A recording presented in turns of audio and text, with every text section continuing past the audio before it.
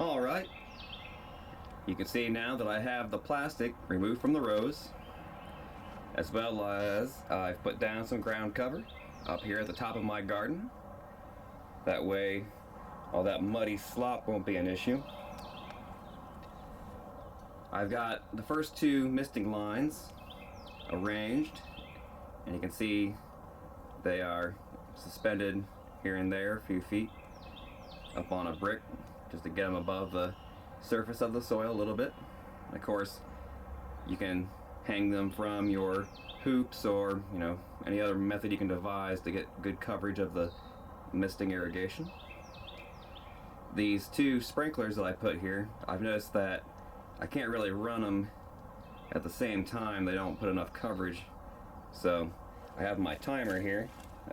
Still have a good timer here that will run 2 lines. So probably, I'm thinking maybe like 4 or 5 times a day they come on just for a couple minutes to wet the area down, one after the other.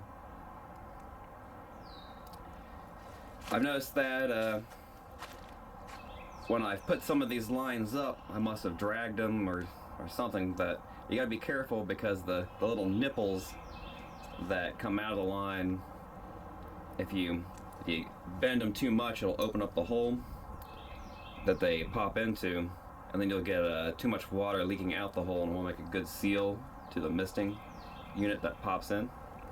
So there's a couple places I had to splice in some new hose and redo the hole, but not a real big issue.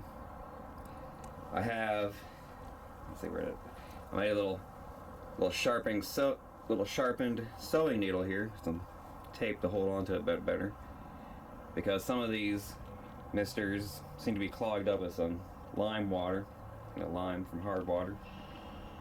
And yeah, I tried taking the caps off and knocking it out, and that really didn't help. So I think I'm gonna go through and kind of poke the holes and get some of that lime to come out. Hopefully that works. If not, I can always just replace it with another mister. I got a whole stack of them. So next thing to do will be to get these 2 lines arranged, straightened up, and then I'll start putting these PVC hoops on and shade cloth over that to keep the sunlight off.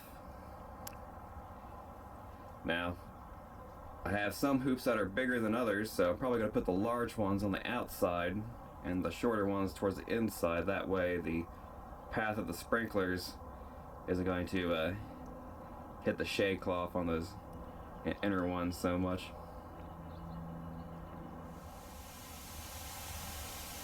Alright, I got all these hoops up. You can see they're all varying lengths and shapes, just because I've used these hoops throughout the years for vegetables as row cover hoops, where I use the full length, like they're 10 feet long originally, then cut them down so that they were shorter, and that I could use the 2 meter wide shade cloth. If I could do it all over again, I'd try to find some wider shade cloth, like at least 10 feet wide, and then I wouldn't have to cut the hoops down at all. Make things a little bit easier there. But either way, it'll work fine. I'm gonna go ahead and let the misters run on each row at least a half hour, get it thoroughly soaked in. It's too late today to put the shade cloth over the hoops, and I'm pretty beat, so I'll do that early tomorrow. That'll keep the sun off of it. I ran the sprinklers probably an hour and a half ago, and I could already see where the ground is beginning to dry again, because I can feel a good breeze still coming through here. But I have the timer set to run every 6 hours,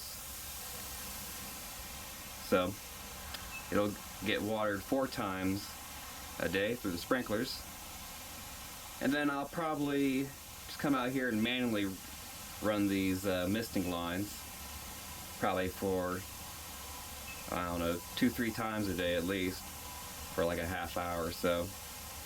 as much as it needs to get soaked in there. And of course, if if it rains and it's all wet out here, then don't have to do that.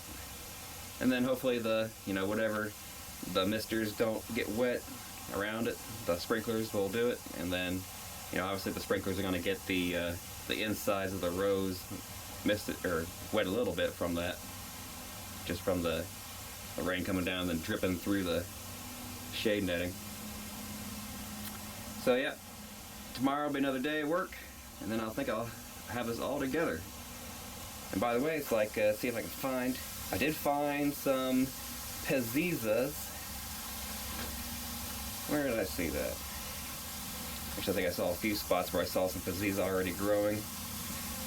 And there's a spot. There's a one peziza mushroom popping up. So, as always, that's a good sign that mushroom activity is in the area.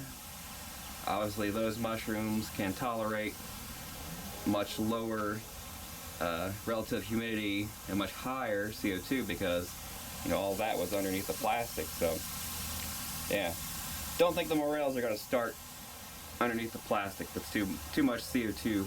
They would think it's still like piles of leaves or ground cover, dirt or something on top of it. So, yeah, get the covers on this. I think it'll be ready to go.